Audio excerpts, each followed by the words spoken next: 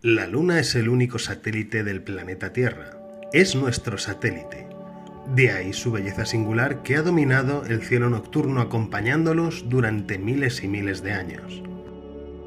Según la teoría más aceptada por la comunidad científica, fue formada hace unos 4.425 millones de años, cuando una Tierra muy joven y un protoplaneta, un planeta en formación del tamaño de Marte llamado Tea o Theia, colisionaron. Dentro de las consecuencias de este choque fue que de los escombros expulsados comenzó a formarse la Luna hasta llegar a su forma actual. Esta es la teoría más admitida sobre la formación del satélite, pero hay otras, como que este cuerpo celeste fue atrapado por la gravedad de la Tierra, o que ambos cuerpos se formaron a la vez, o por fisión, es decir, que debido a la rápida rotación de la Tierra en su origen hace miles de millones de años, un pedazo se desprendiera de ella, o debido a una serie de varios o muchos impactos de cuerpos más pequeños, similares a asteroides, que pusieron en órbita millones de toneladas de desechos que finalmente acabaron juntándose. El nombre de Luna procede del latín, que significa luminosa o la que ilumina. Nuestro satélite ha tenido influencia en todas las civilizaciones a lo largo de la historia, desde la antigua Grecia, donde era considerada una trinidad en función de si era luna llena creciente o menguante, Selene, Artemisa o Hécate, pasando por el Imperio Romano, donde se la representaba como la diosa Diana la cazadora y hermana gemela de Apolo, el dios del sol, pasando por los aztecas, el antiguo Egipto, India y China. Se encuentra a 384.400 kilómetros de distancia de nosotros y tardaríamos 1,25 segundos en llegar a ella a la velocidad de la luz, aunque el tiempo de duración de un viaje de la Tierra a la Luna con nuestras actuales naves y cohetes espaciales es de aproximadamente 3 días.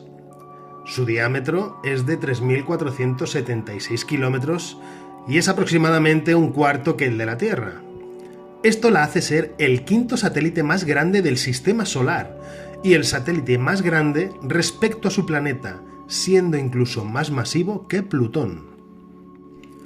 Debido en parte a su baja gravedad, que sería alrededor de 0,17 veces la de la Tierra, en la Luna pesaríamos 6 veces menos que en nuestro planeta.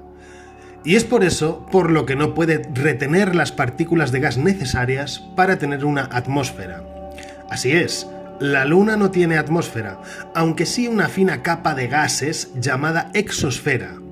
Y las temperaturas alcanzan los 127 grados durante el día y se desploman hasta los menos 173 grados centígrados durante la noche, alcanzando mínimas en algunos cráteres de los polos que llegarían a los menos 250 grados centígrados.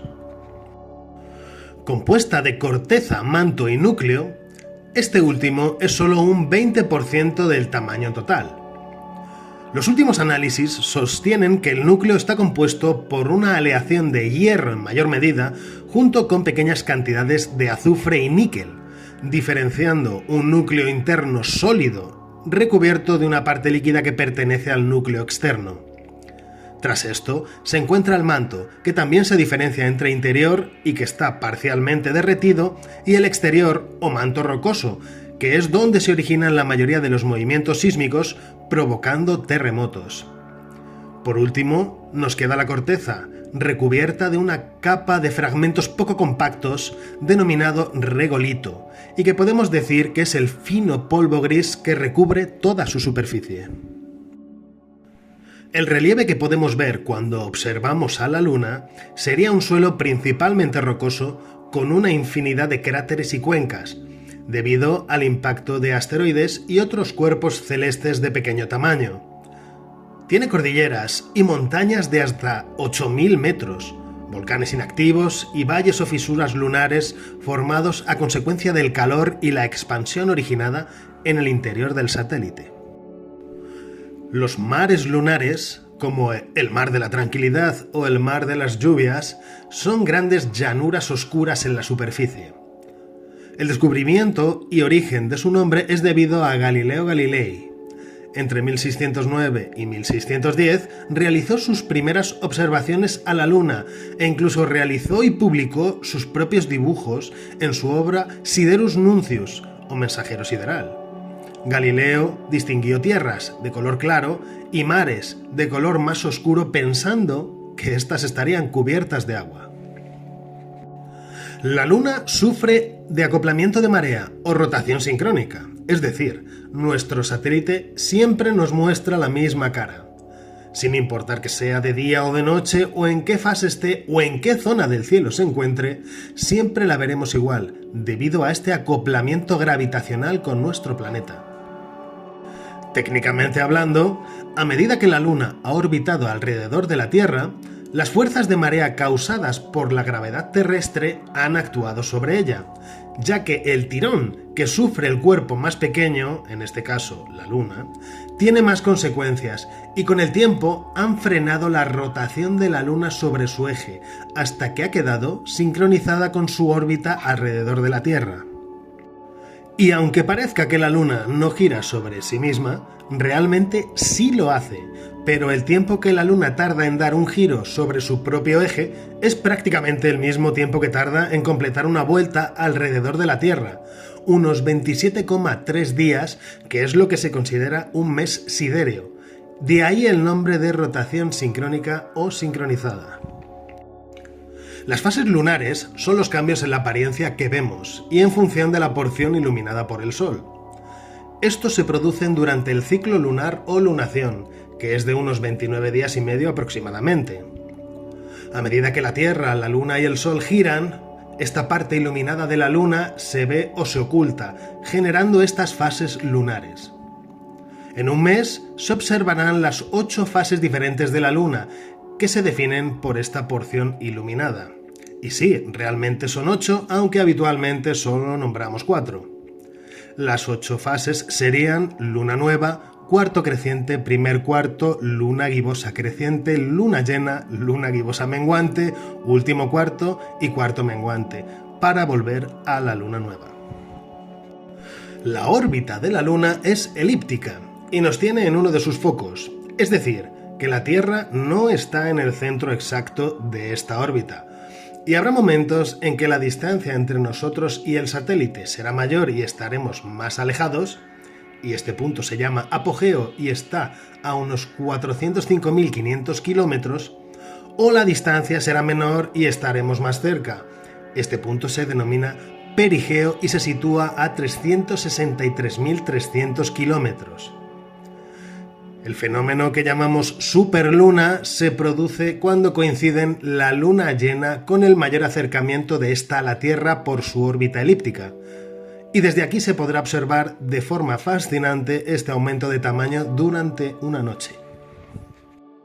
La órbita lunar no está en el mismo plano que la órbita de la Tierra alrededor del Sol, el llamado plano elíptico, y esta está inclinada aproximadamente 5 grados en relación con el plano elíptico, que significa que nuestro satélite se encuentra la mayor parte del tiempo por encima o por debajo del plano del Sol y la Tierra. Cuando los 3 objetos se alinean, ocurren los eclipses.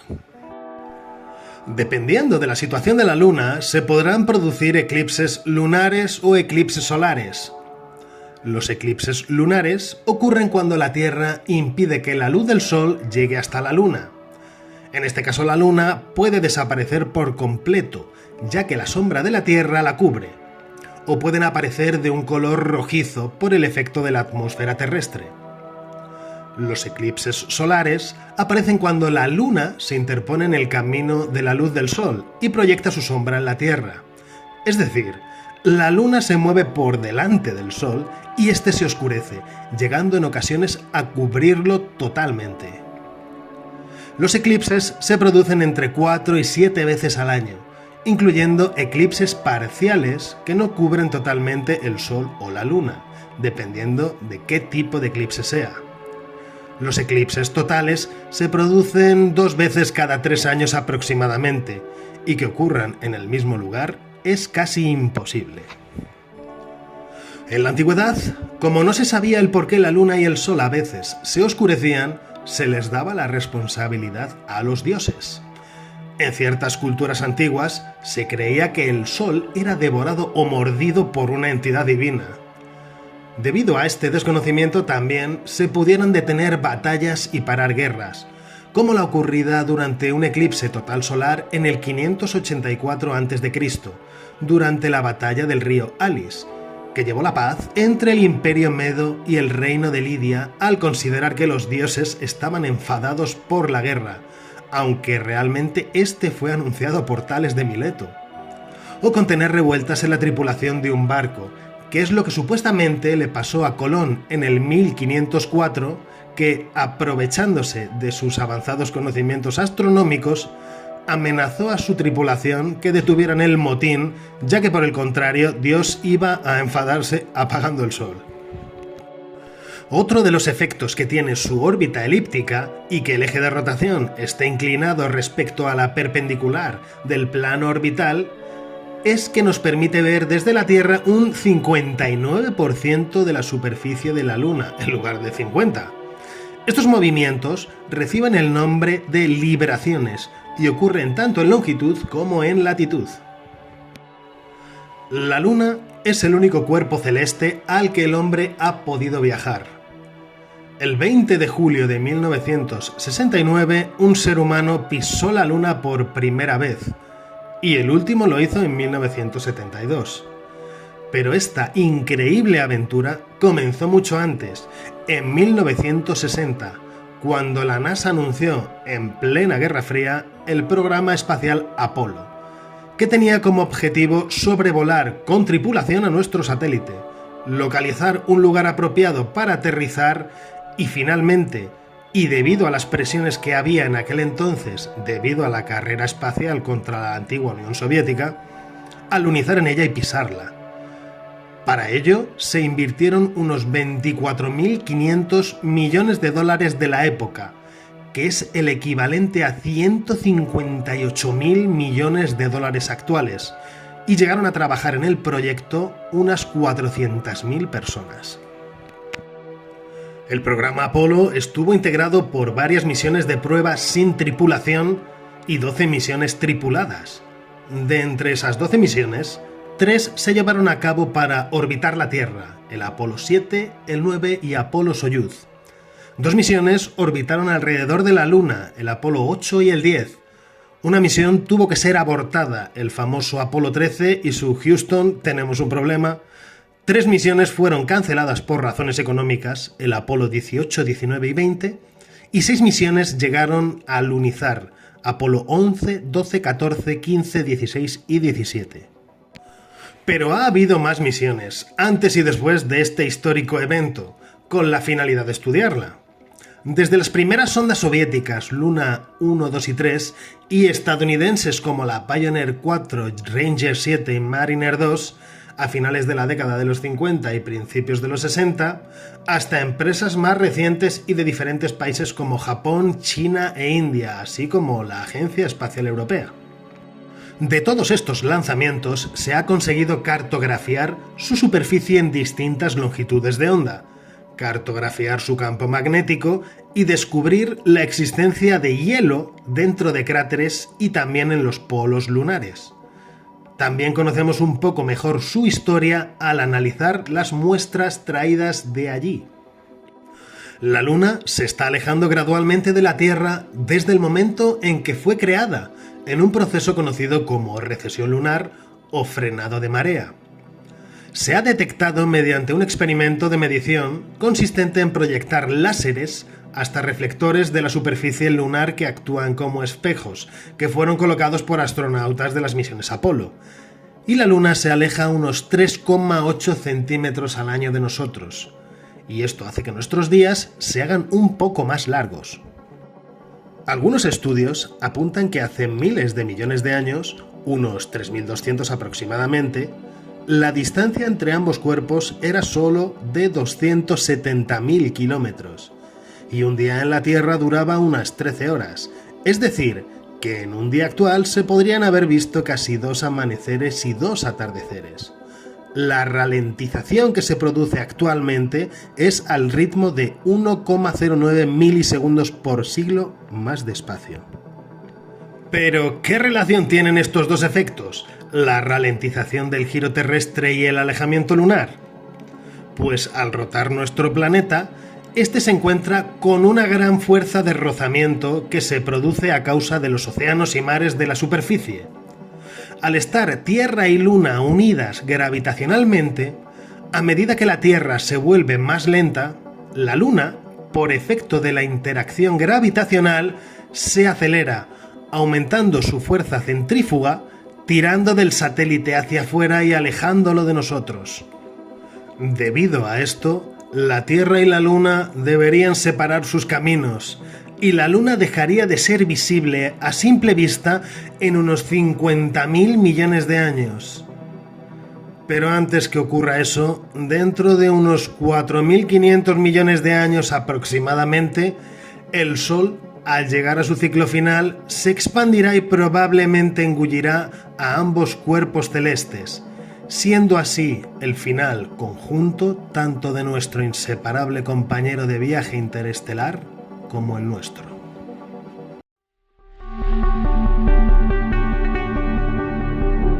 Gracias por pasarte por el canal y si te ha gustado, por favor, suscríbete, dale al like y nos vemos en el siguiente vídeo.